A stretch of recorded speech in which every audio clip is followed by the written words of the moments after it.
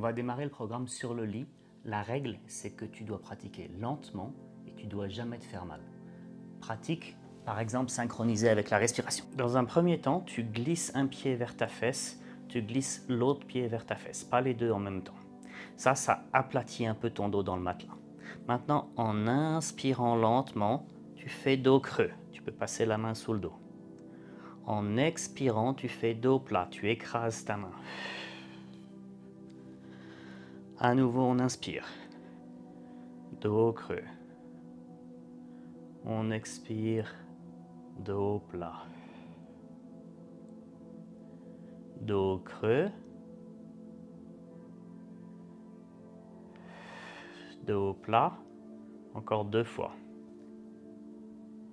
Dos creux.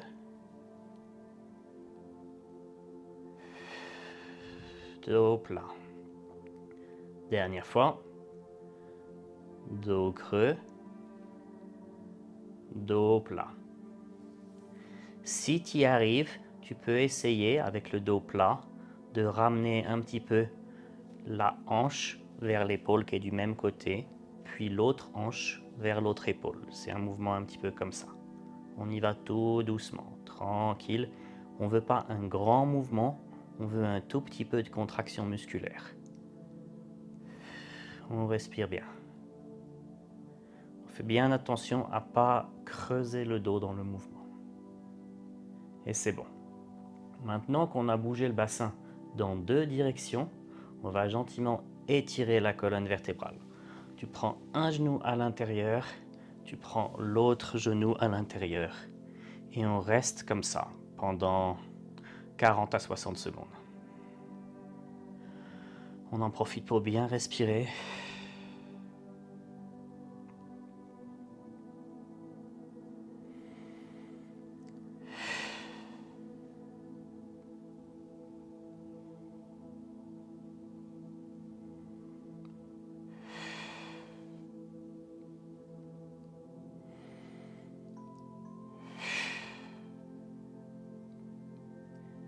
Petit à petit, on sent que le dos s'ouvre.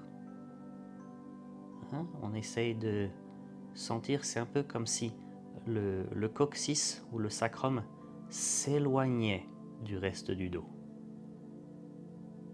Le fond du dos s'en va d'une certaine façon. Attention à ne pas tirer trop loin et lever les fesses, ça sert à rien. Le dos reste plat, on ne cherche pas à tirer comme des brutes.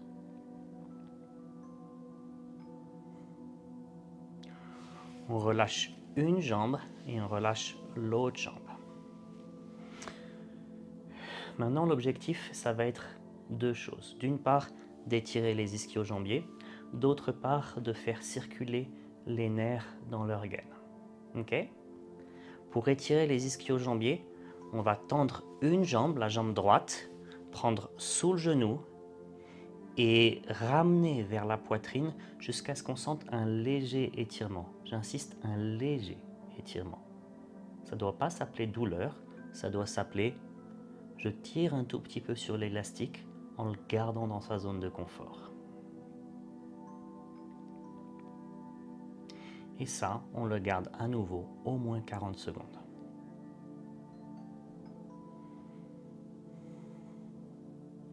Ce qu'on peut faire pour augmenter l'étirement, c'est que quand tu inspires, tu pousses vers l'avant. Quand tu expires, tu laisses aller. On va faire ça 3 fois. J'inspire en poussant vers l'avant. J'expire en laissant aller. J'inspire en poussant vers l'avant. J'expire en laissant aller.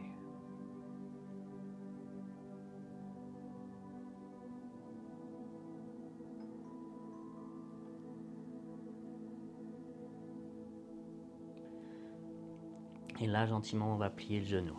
Plie, étend. Plie, étend. 5 fois. Étend. Plie, étend. Expire en étendant. Dernière fois, plie, étend. Maintenant, on garde le genou étendu Mais à nouveau, on n'a pas mal, d'accord? On sent vaguement quelque chose.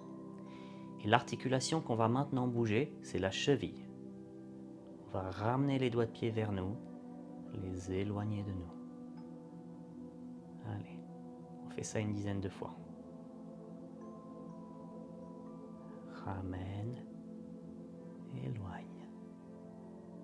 Ramène, éloigne. Ramène, éloigne. Allez, encore 5 fois. Ramène, éloigne. Genou bien tendu. Ramène, éloigne. Je me fais jamais mal. Ramène, éloigne. Encore 2 fois. Ramène, éloigne. Ramène, on laisse aller. On plie le genou, on pose le pied sur le matelas et on va maintenant s'occuper de l'autre jambe. Étirement de la jambe gauche, on la prend sous le genou et on ramène la cuisse vers le torse jusqu'à sentir une légère traction, pas de douleur. Et on respire bien pendant 40 secondes au moins.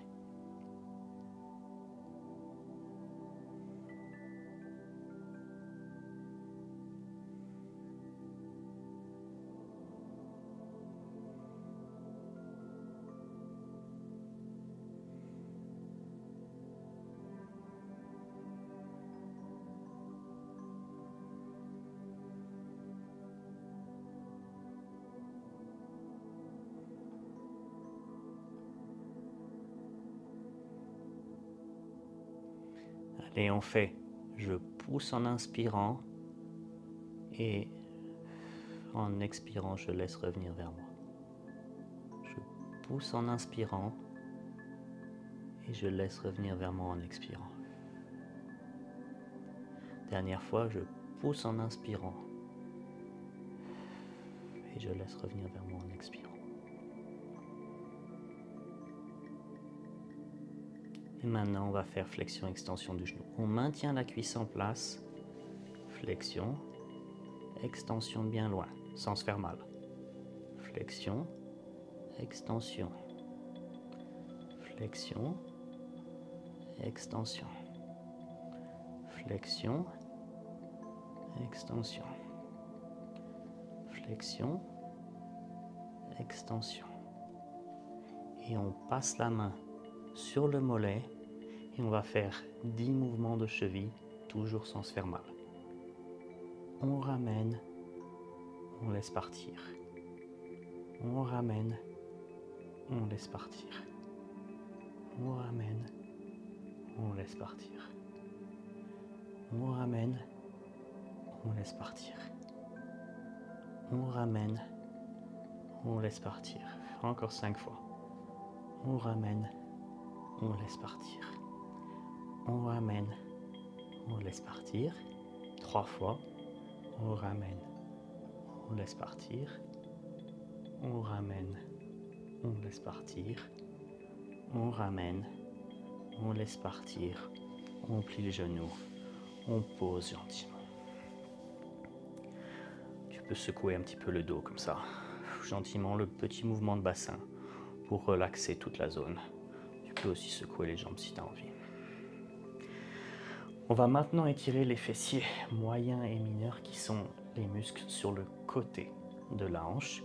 Pour faire ça, en commençant en jambe droite, je vais tendre la jambe droite et la ramener tendue vers la gauche. À ce moment-là, je passe le pied gauche de l'autre côté. Clac. Et le pied gauche va me servir à stabiliser la jambe dans cette position qui n'est pas particulièrement naturelle. Et là, tu dois sentir un étirement sur le côté droit, notamment dans la hanche, mais éventuellement dans le bas du ventre aussi. Et là, on respire bien.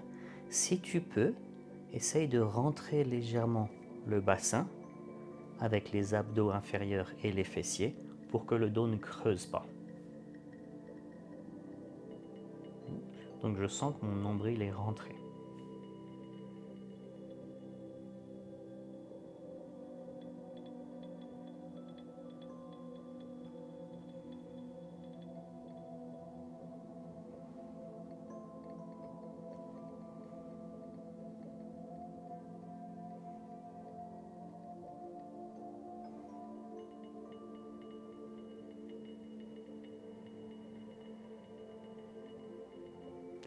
relâche la jambe gauche et on ramène le pied pour que la jambe revienne dans sa position neutre de façon soutenue.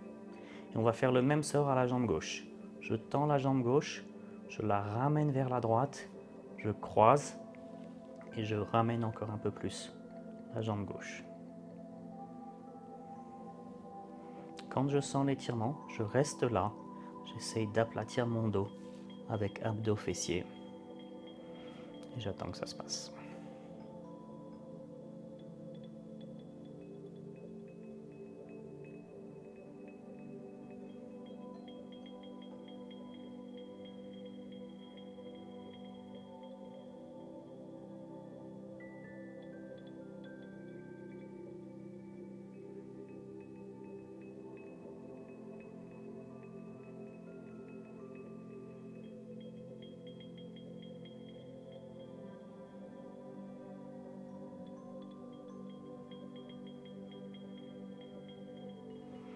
Et on relâche tout.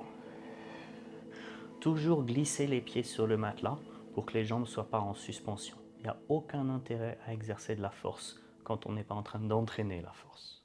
Maintenant, tu vas aller t'asseoir sur le bord du lit et on va faire deux choses. La première chose, c'est commencer à se chauffer pour une marche souple, c'est-à-dire qu'on va prendre l'habitude d'appuyer sur les doigts de pied, comme ça, gentiment, un côté et l'autre, pas vite, pour travailler l'amplitude de cette articulation-là et de cette articulation-là. D'accord? Donc, je ne cherche pas à aller loin, loin, loin. Je cherche à avoir un mouvement souple et continu dans mes chevilles. C'est vraiment de la programmation du cerveau.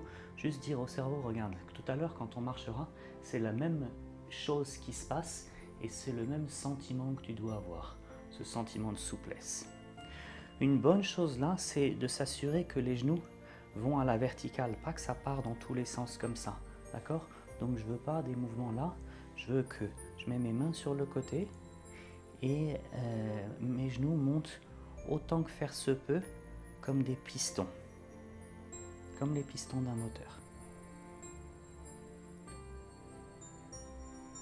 C'est beau, on secoue l'autre côté. On fait un vide les mouvements de la cheville, un vide les mouvements de l'autre cheville. Pareil, en essayant de contrôler haut ou bas, pas que ça parte sur le côté. Et maintenant, tout doucement, tout doucement, tout doucement, sans forcer, on va gentiment rouler vers l'avant pour étirer le dos. Là, c'est en théorie pas recommandé pour les gens qui ont hernie discale et compagnie, mais t'as pas mal. Donc, on va fléchir le menton et rouler vers l'avant, mais par sécurité, on va s'assurer, tu vois, en posant les mains sur les cuisses, mes cuisses portent mon buste. Et donc je vais comme ça, et puis je suis là, avec mon buste toujours porté par mes mains. Et j'attends que ça se passe, je suis en train de regarder derrière moi. Plus tard, tu pourras descendre comme ça, en tenant cette fois-ci les épaules sur les genoux. Mais pour l'instant, regarde juste derrière toi avec la tête dans les mains. Et pour remonter, tu vas mettre une main sur un genou, l'autre main sur le genou et t'assister comme ça. La dernière étape, elle est debout et c'est vraiment préparation à la marche et travail sur la souplesse des hanches. À nouveau, on va donner le poids au mur pour pas compliquer les choses. Donc j'ai mes avant-bras sur le mur et je vais appuyer sur mes orteils pour faire comme la marche. Attention à ce que les pieds soient bien parallèles et que la largeur entre les pieds soit la même que la largeur entre les hanches, c'est-à-dire grosso modo un pied et demi entre les pieds. Puis petit à petit, au fur et à mesure de cet exercice, je peux commencer à me soutenir seulement avec les deux mains, puis seulement avec le bout des doigts. Attention à ne pas tanguer de gauche à droite, je reste dans l'axe, puis seulement avec les deux index. Attention à garder le bassin bien derrière,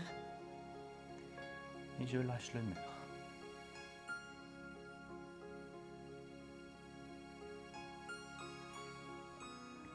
Ça, c'est pour la marche. Maintenant, on va juste travailler un tout petit peu les mouvements de hanche. Moi, je suis pris entre le mur et le lit, mais ça suffit largement comme amplitude. Il n'y a pas besoin de faire plus. On va travailler jambe droite, avant, arrière.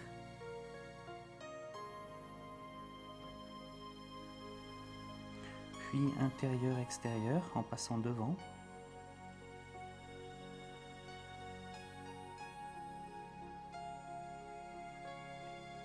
Puis talon au sol et doigt de pied vers l'extérieur et un petit peu vers l'intérieur.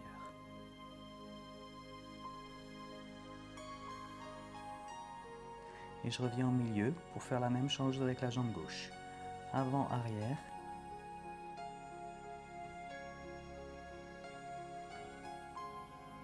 Intérieur, extérieur.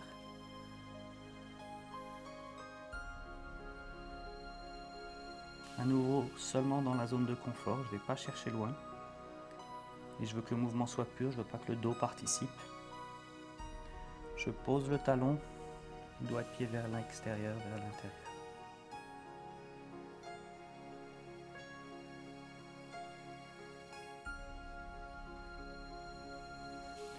Et pour finir, tu te tiens au mur et tu secoues juste les jambes.